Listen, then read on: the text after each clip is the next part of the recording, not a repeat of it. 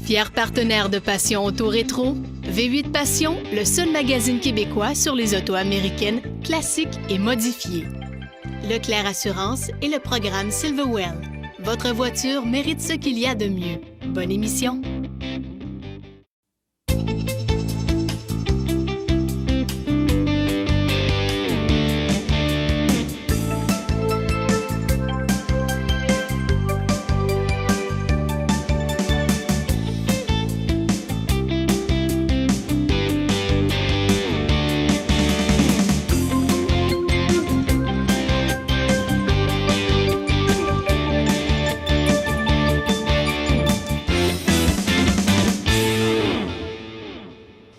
Bonjour à tous, bienvenue à Passion Auto Rétro. Cette semaine, on vous présente une marque créée par l'ancien directeur général de Buick, M. Walter P. Chrysler. Donc, sans perdre un instant, je vous présente une Chrysler Windsor 48 et je vous la fais découvrir avec Mme Anctil. En 1940, Chrysler redessine tous ses modèles. Ceux-ci ont des lignes plus conventionnelles que les fameux Airflow qui n'ont pas connu le succès escompté. Cependant, dû à l'effort de guerre, la production cessa en 1942 et reprit en décembre 1945 avec la même carrosserie légèrement modifiée. Jusqu'au début de 1949, seulement quelques changements subtils seront effectués.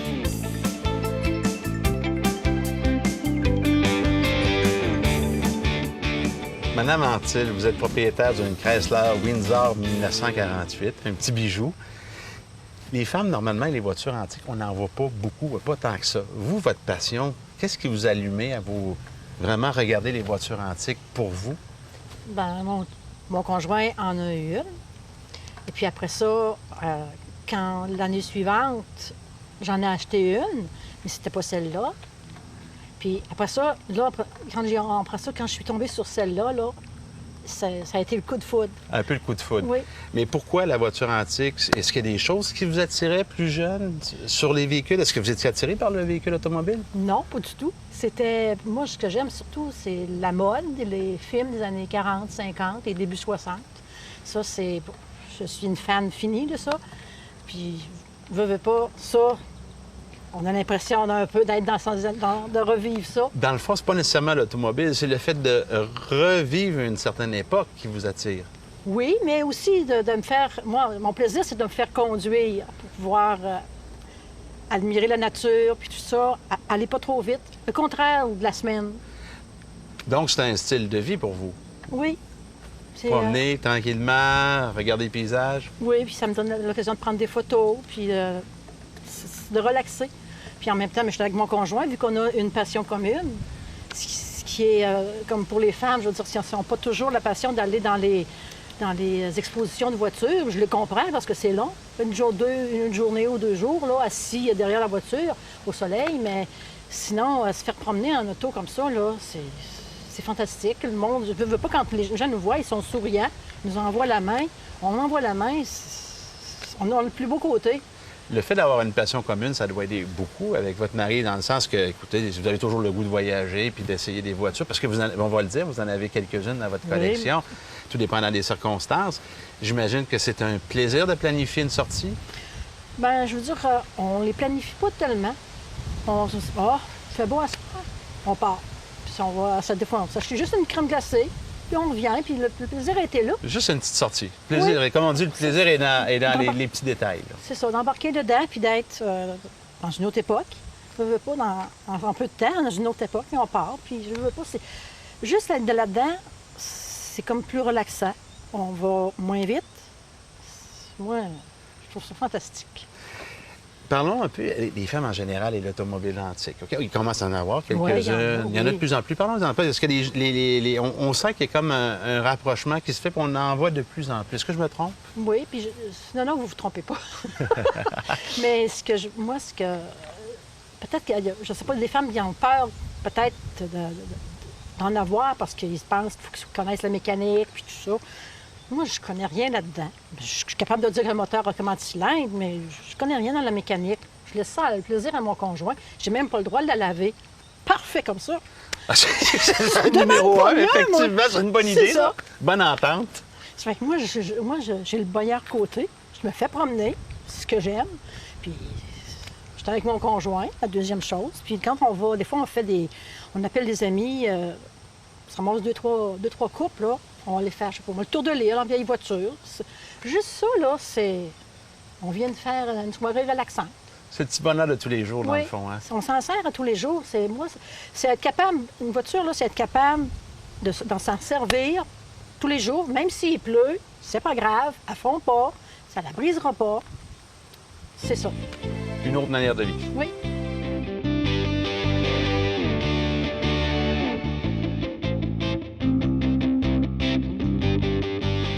Cette voiture d'époque vous est présentée par le groupe Network. Trouvez vos pièces de restauration pour votre muscle car en ligne sur groupenetwork.com.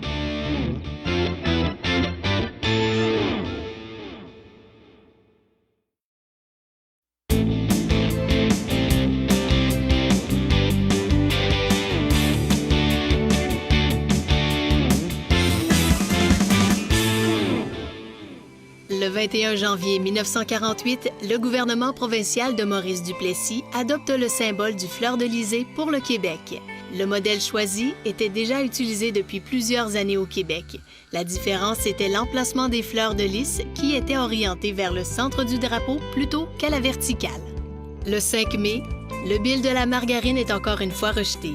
Vu la pénurie saisonnière du beurre et son prix élevé, le public se voit contraint d'acheter la margarine au marché noir pour suppléer au manque du produit laitier. La margarine sera légalisée en 1961. Le 26 décembre, le cardinal autrichien Joseph Mainzenti se fait arrêter en Hongrie et est inculpé de trahison, conspiration et non-respect des lois du régime communiste. Ce nouveau régime dissout l'ensemble des ordres religieux. Le cardinal demeure donc prisonnier jusqu'à la Révolution hongroise en 1956. Il réussit à obtenir l'asile politique à l'ambassade des États-Unis, puis s'exile en Autriche où il y passera le reste de sa vie.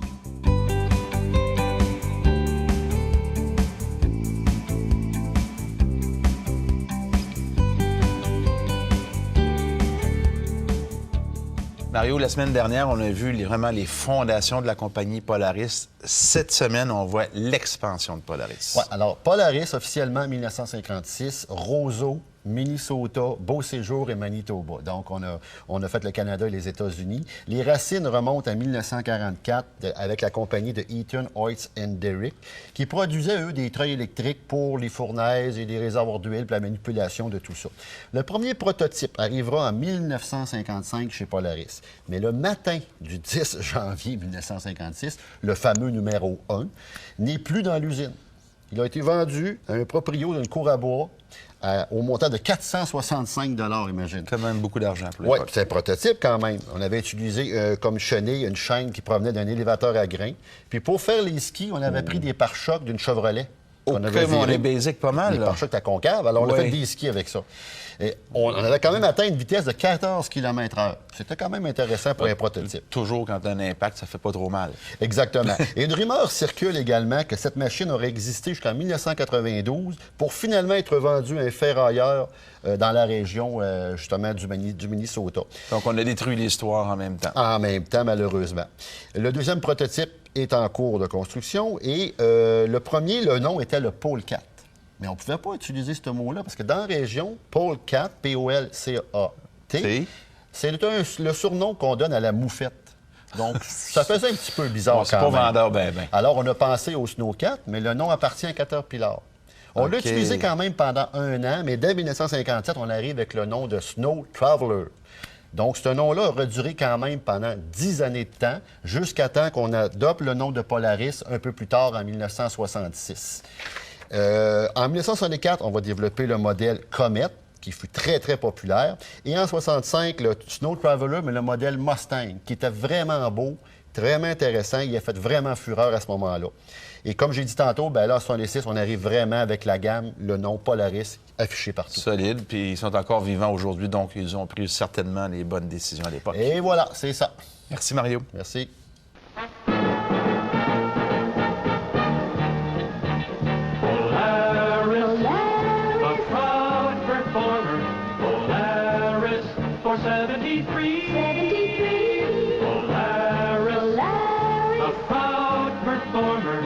Proud of our leadership. Proud of our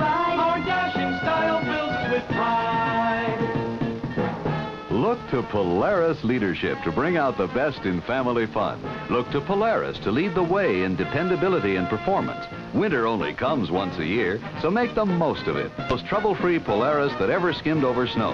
On a Polaris, winter is just one big fun-filled season. Polaris, the proud farmer.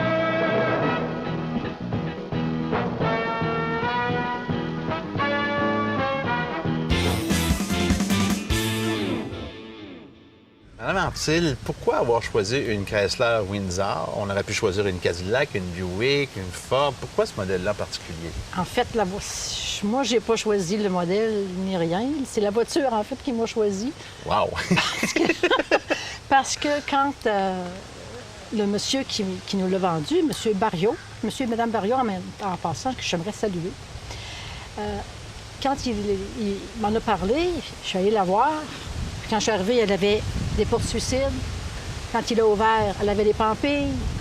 Puis ensuite, elle est semi-automatique. Ça, c'était tout pour moi. Il y avait tous les critères qu'il fallait pour apprécier la voiture. J'aurais jamais pensé, moi, avoir une voiture antique. Un jour, quand j'étais plus jeune, ça le voit dans mes... Jamais j'aurais pensé que j'en aurais une.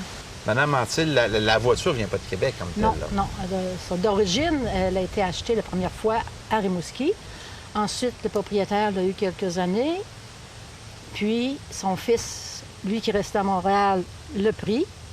Et à un moment donné, il l'a remis dans la grange de son père, où elle a dormi 30 ans, à peu près, une trentaine d'années.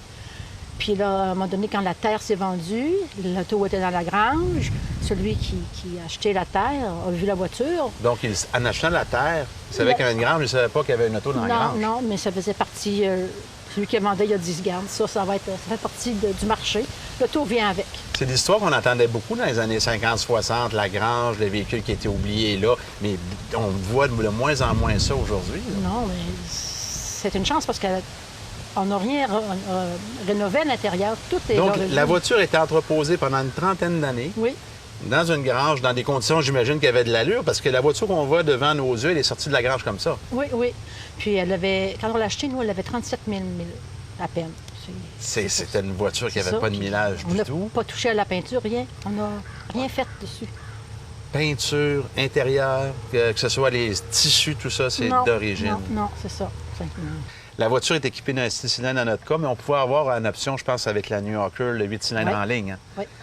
La transmission, maintenant, c'est vraiment une transmission qui facilite la conduite automobile. Ça rend ça plus agréable. Oui, parce qu'elle est semi-automatique.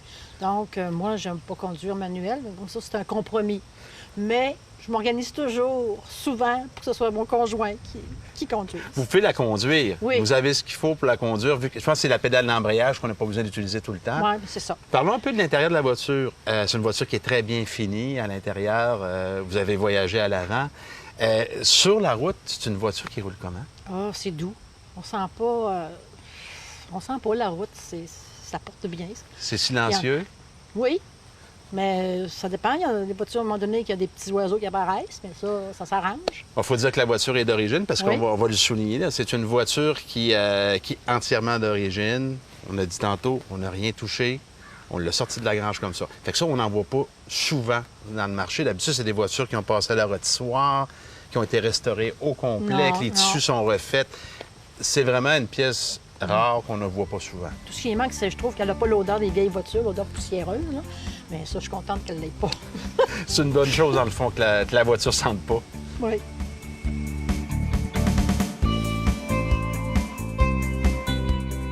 De 1946 à 1949, pas moins de 6 séries seront offertes.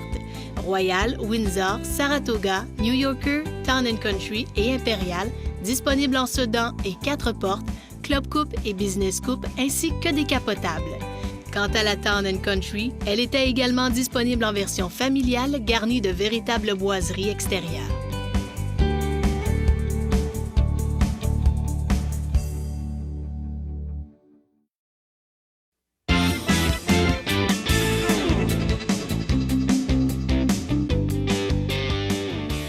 L'Allemagne de l'après-guerre avait tout à rebâtir et Mercedes faisait partie de cette reconstruction.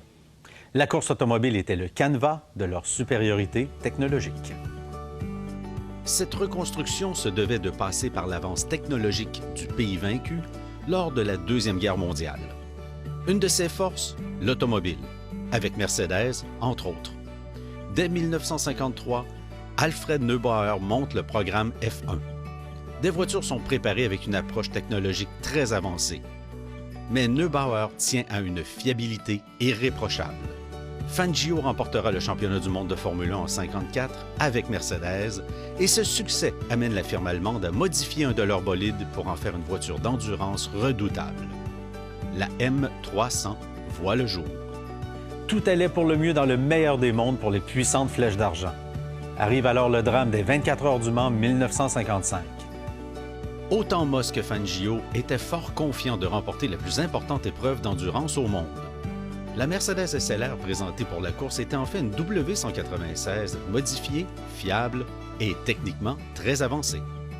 3 voitures sont présentées par la firme allemande, la deuxième étant pilotée par Pierre Levé et John Fitch, et la troisième, la numéro 21, pilotée par Carl Kling et André Simon.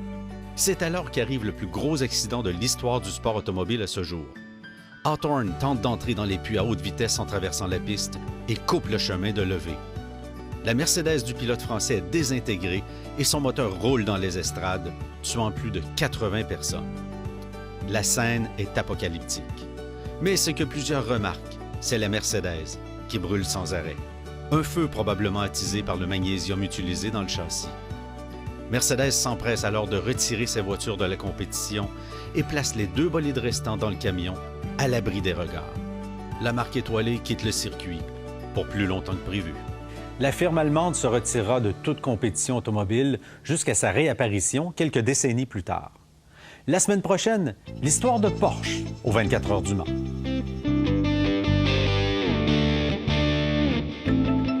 Madame Antil, la voiture qu'on voit, à part l'intérieur qui est un peu différent, était une voiture qu'on a vue dans une série télévisée québécoise. Hein? Oui, puis en disant ça, ça ne me rajeunit pas. C'était les enquêtes Jobidon. La voiture était pareille, noire, avec l'intérieur brun. C'était diffusé dans les années 60? Fin 60, début 70, quelque chose comme ça, parce que j'étais quand même jeune. Mais Dans cette époque-là. pour que j'en parle, là, je suis assez vieille. Dans le marché maintenant, c'est une voiture qui se situe où dans le marché par rapport aux autres marques? C'est une voiture intermédiaire. Moyenne Moyenne gamme. gamme? Oui.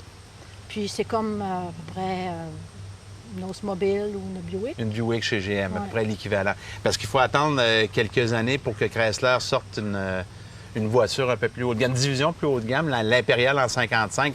Donc, son équivalent était là, alors que l'Impériale, un peu plus tard, c'était la Cadillac ou la Lincoln qui se concurrençaient. Bien, c'était super intéressant. Merci beaucoup, puis bravo pour votre passion, puis continuez. C'est extraordinaire. Merci, Merci. Madame Cécile.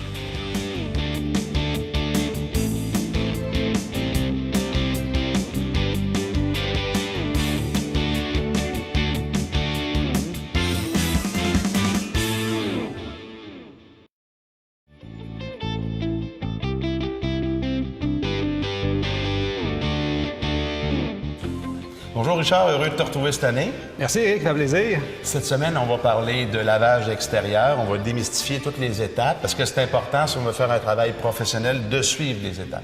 Oui, puis surtout, c'est simple, hein? Puis il ne faut pas que ce soit nécessairement long. Par contre, quand on a une voiture qui a un certain âge, bien, il faut bien le faire et si on veut que ça dure, bien, il y a une certaine préparation à faire. Et souvent, on a investi beaucoup d'argent sur notre voiture antique ou peu importe. Une voiture, c'est toujours beaucoup de dépenses. Ça vaut la peine de protéger notre investissement. Bon, oui, quand je vois les gens qui cherchent même la bonne écrou, puis le bon chrome, puis la bonne pièce, à un moment donné, là, ça vaut la peine après de la mettre belle. Tu sais, c'est ce que je reproche à l'occasion, c'est que les gens ont une voiture qui est magnifique. Par contre, la finition, des fois, un petit peu de protection, un petit peu de brillance, ça ferait du bien. Là, fait que pour allonger aussi la durée de vie de la peinture, pour avoir un produit, une voiture qu'on est fier. Exactement. Première étape. Très simple, le savon. On prend toujours un savon en voiture, ce qu'on m'a dit depuis des années. pH équilibré, on n'assèche pas les plastiques, ça lave bien. Fait que ça enlève le gros de la saleté. Ça, c'est la première étape qu'il faut faire. On lave tout simplement avec une mitaine ou une brosse très, très, très douce qui est peluchée. Si on ne prend pas le bon savon avec le mauvais pH, mais là, raccourci un peu la durée de vie de nos protections. C'est un peu ça qui arrive. Oui, puis le pire là-dedans, c'est que si on utilise du fameux savon à vaisselle, comme plusieurs utilisent encore, c'est que notre œil n'est pas assez fort, on ne le voit pas, ils ne verront pas la différence. C'est à moyen terme. À un moment donné, le plastique, ils vont voir, va être moins beau, la peinture va être moins brillante. Les pH sont élevés, c'est des savons qui sont excellents, mais pour qu'est-ce qu'ils ont à faire? C'est ça. À un moment donné, ça abîme un peu les matériaux. Exactement. C'est l'idéal. C'est la base. Une fois qu'on a nettoyé notre véhicule, si on veut mettre une protection longue durée, à ce moment-là, il faut le décontaminer. Décontaminer, c'est un gros mot, mais c'est 2 étapes très, très, très, très simples. La première étape, ça se fait avec la barre d'argile. Une barre d'argile, c'est comme une pâte à modeler qu'on prend avec du raviveur de lustre. On vaporise ça sur la barre d'argile, on vaporise ça sur la carrosserie. Et ce que ça va faire, c'est que ça va enlever environ 30 des picots de rouille qu'on ne voit pas ou qu'on voit, tout dépendant sur une voiture pâle. Et ça va enlever tout ce qui est collé, la poussière de frein, ça va tout enlever et le véhicule va venir doux. En fait, c'est un peu comme une sorte de gomme où on vient retirer toutes les particules qui ne sont pas de la peinture. Exactement. Ça, c'est la première étape de décontamination. La deuxième, on prend un nettoyant à particules de rouille. Elle va vraiment enlever tout ce qui est dans la peinture et qu'on n'est pas capable d'enlever avec notre ongle. Des fois, on essaie d'enlever une petite particule de rouille. Ça va l'enlever, c'est tout ce qui est incrusté. C'est de la combinaison des deux qui fait le résultat. Là, oui, exactement. La combinaison des deux va faire en sorte que ta peinture, il ne restera plus rien du tout, même plus de vieille cire, rien, tout est parti. Là, on est capable de repartir en neuf. Juste faire ces 2 étapes-là, notre voiture va briller en passant. Donc, si je ne fais pas ces étapes-là, je viens mettre des nouveaux produits sur des anciens produits qui sont usés un peu comme ça. Puis sur une peinture qui est contaminée aussi, hein, toute la poussière de frein, juste à toucher dans le bas de la carrosserie, on va le voir tout de suite, c'est tout plein de petits picots, il faut les enlever. Sans ça, on va sceller, on va mettre une cire ou un scellant par-dessus ça. Dans le fond, les particules de rouille, c'est ce qu'on fait. Exactement. OK. Une fois que c'est fait, là, on a plusieurs choix, tout dépendant ce qu'on veut faire. Si on va prendre ça très, très simple, on est au gros soleil, on n'a pas accès à un garage ou à un endroit où il y a de l'ombre, à ce moment-là, on a une solution qui est simple, c'est la cire rapide. La cire rapide, c'est très rapide. Tout ce qu'on a à faire, c'est qu'on le vaporise, on l'étend sur le véhicule uniformément, on le laisse sécher 1 à 2 minutes et on essuie qu'une microfibre. Ça donne un résultat instantané. Moi je la vis parce que j'utilise vos produits. Effectivement, c'est une cire qui donne un résultat rapide. On ne travaille pas très fort non plus pour l'essuyer, ça va assez bien. Exactement. Oui. Et ça va durer 3-4 000 kilos facilement. Autant que ça pour une cire rapide? Oui, parce qu'il y a un scellant dedans. Il y a une polymère dedans. Il y a vraiment un scellant. Il n'y a pas des scellants. Il n'y a pas 2 polymères, il y en a une. Par contre, elle va durer très longtemps. OK, c'est pas pour la journée, là, c'est pour une durée de temps. Non, on va voir un autre produit tantôt pour la journée. Une autre possibilité aujourd'hui, si on veut une cire qui va donner de la brillance. Vraiment, on veut du look, un effet miroir qu'on appelle. On a une nouvelle cire qu'on a sortie cette année. Elle, on la pose comme une cire. C'est une cire en pâte, sauf dans une nouvelle formulation. On l'applique une couche mince. Ici, là. Exactement. C'est notre nouveauté cette année, ça. Ça a très, très bien été. Facile d'application. Puis le résultat est instantané. On fait une petite partie de la voiture, puis on voit un miroir qu'on voit de façon évidente par rapport à la peinture qui est à côté. C'est vraiment... Vraiment efficace comme produit. Là. Oui, puis un petit pot comme ça, là, je vous dirais, là, je pensais, moi, qu'on a pu faire une dizaine de voitures, puis on va faire 15-20 voitures avec un petit pot de même, facilement. Ça en prend presque pas et l'effet est instantané. Dans le fond, on met juste un petit film de produit, on essuie un petit peu, puis le miroir apparaît. Exactement. L'autre chose, si on veut la protection ultime, si on veut quelque chose vraiment qui va durer longtemps, on se dit, bien, regarde, mon véhicule, je veux que ça dure au moins 10-12 000 kilos, on a toujours notre scellant peinture. Le scellant peinture demeure la base. C'est ce qu'il y a de plus important. Il y a 2 polymères à l'intérieur. Il y a de la cire. Il y a un agent nettoyant qui va faire redonner la couleur. Ça, c'est un aspect intéressant parce que quand notre voiture elle a quelques années, bien, on a perdu le vert, on a perdu le rouge, c'est plus aussi beau. L'agent nettoyant, l'abrasif qu'il y a dedans, qui est fin, va redonner la couleur et va nettoyer même encore la peinture. Fait que c'est intéressant et on parle d'une protection de 10 à 12 000 kilos de protection. Quand même beaucoup. Là, à ce moment-là, notre travail est scellé, on est correct pour un bout. Oui, moi, c'est la base, c'est ce que je prends sur tous mes véhicules. Je mets toujours ça en premier. Et après ça, je peux mettre d'effet miroir, je peux mettre de la cire rapide. Ou, si je suis en exposition, toujours le fameux raviveur de lustre. Ça... C'est un gagnant, ça. Ça, c'est un gagnant. Moi, j'appelle ça ma bébelle. Je viens de laver mon véhicule. Il y a des petites taches d'eau. Je vais le mettre beau, mais je ne veux pas le cirer au complet. Je le vaporise avec ça et j'essuie tout de suite. Ça peut se faire au gros soleil.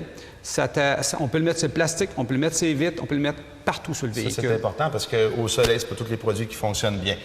Donc, en résumé, Richard, nettoyage, Oui. décontamination et protection. Exactement, simple comme ça. Il s'agit de faire son choix selon ce qu'on veut et c'est très rapide à faire. Merci, Richard. Ça fait plaisir. Super intéressant. Ça fait plaisir.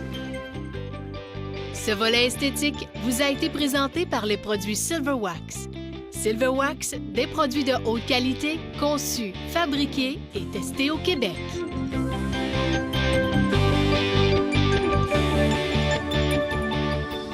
C'était Éric Fortier, mais j'espère que vous avez apprécié au nom de toute l'équipe. Je vous souhaite une bonne semaine. Je vous donne rendez-vous la semaine prochaine pour une autre émission, Passion Tour Rétro.